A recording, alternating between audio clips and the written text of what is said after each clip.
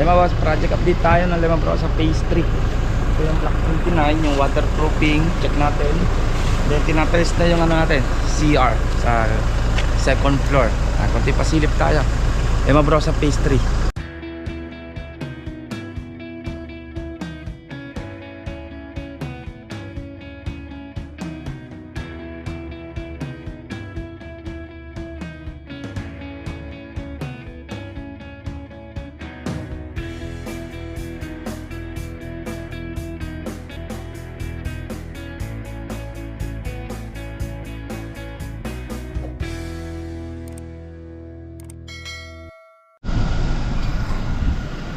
Yan na, at Lemon Bro sa phase 3 tayo.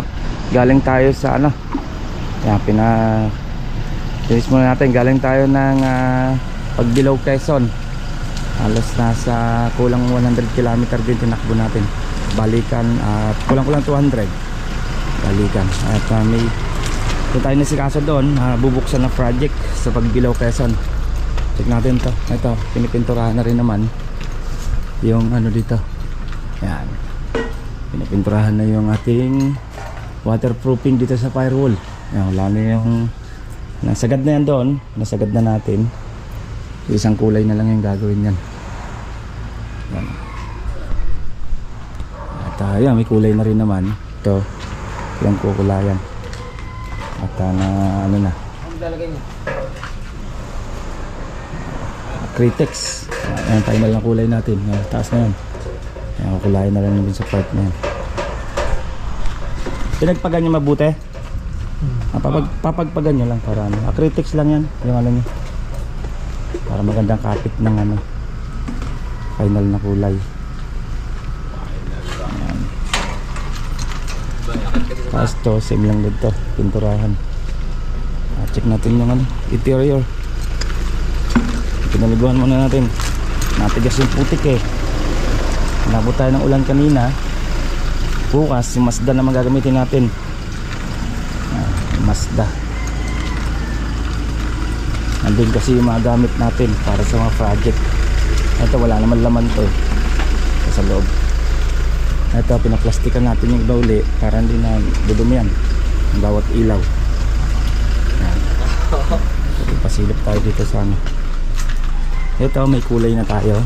Tanggal na yun dito sa may scaffolding niya. May kulay na hanggang doon na. Saka first coat pa lang naman. Yan. Natin ito. Pinakatayos na natin yung ano. Ang ganda na yung daan natin dito. Kulay na. Pintura na rin yung ating master bedroom. Itong hallway natin. Tsaka itong taas ng hagdan. Yan. Pinturahan na. Ilaw na lang naman yan. Madali na yan pagka-turn over na. Ito, bagong tiles. Yan, bagong tiles tayo dito.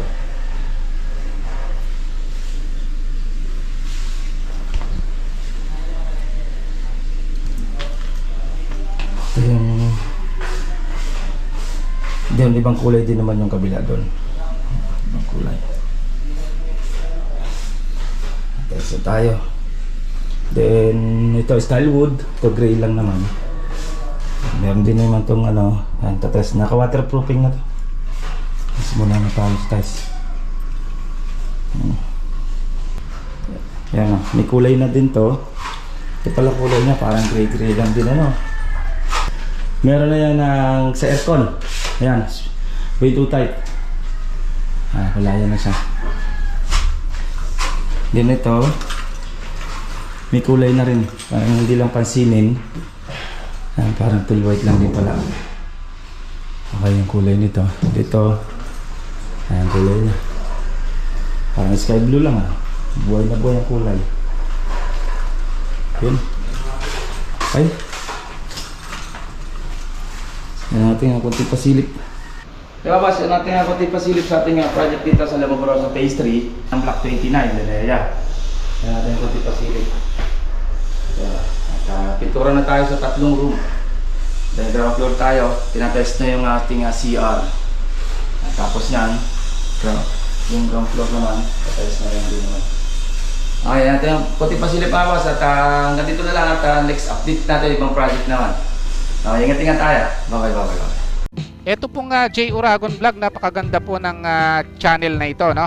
Tungkol po ito sa construction. Actual construction po ang channel na ito, no? Pag pinanood nyo po ito, panalo po kayo sa channel na ito.